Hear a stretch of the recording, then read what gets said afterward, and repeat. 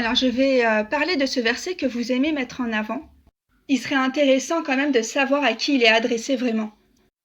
Et comme vous l'avez compris, il n'est pas du tout adressé aux non-musulmans, mais bel et bien aux associateurs. Alors l'association, c'est très simple, c'est le fait d'attribuer des associés à Dieu. Voilà, en suivant des lois religieuses que Dieu n'a pas permises. En général, ces fausses lois viennent justement de ceux des représentants même de cette religion. Donc des associateurs, il y en a partout. Il y en a chez les juifs, chez les chrétiens, mais aussi beaucoup chez les musulmans.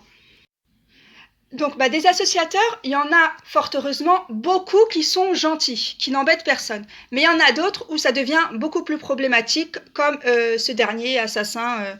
Voilà. Parce que punir pour blasphème, ça n'existe pas du tout selon la loi de Dieu, d'après le Coran. Enfin, vous pouvez voir ma précédente vidéo qui vous expliquera tout ça. Et le prophète, il a été invité à combattre ces associateurs-là, pas les gentils, mais les méchants. Je vais vous mettre des versets, vous avez qu'à faire pause, qui vous prouveront ce que je dis.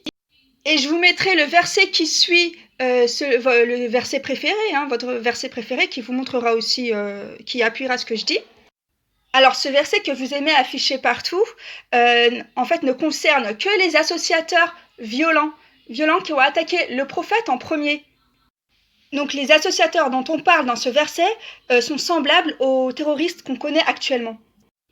Le Coran n'incite pas à tuer des associateurs juste parce qu'ils sont associateurs ou parce qu'ils ne croient pas en Dieu, mais uniquement parce qu'ils sont des corrupteurs et dangereux pour tout le monde.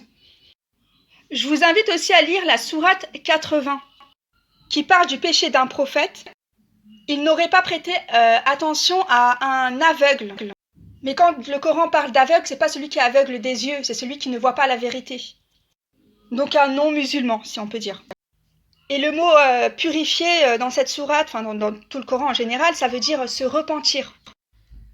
Et regardez la réaction de Dieu vis-à-vis du prophète juste parce qu'il ne l'a pas calculé. Alors que dire s'il l'avait tué parce qu'il n'est pas un non-musulman? Donc votre théorie qui dit qu'il faut tuer tous les non-musulmans, non, c'est complètement faux.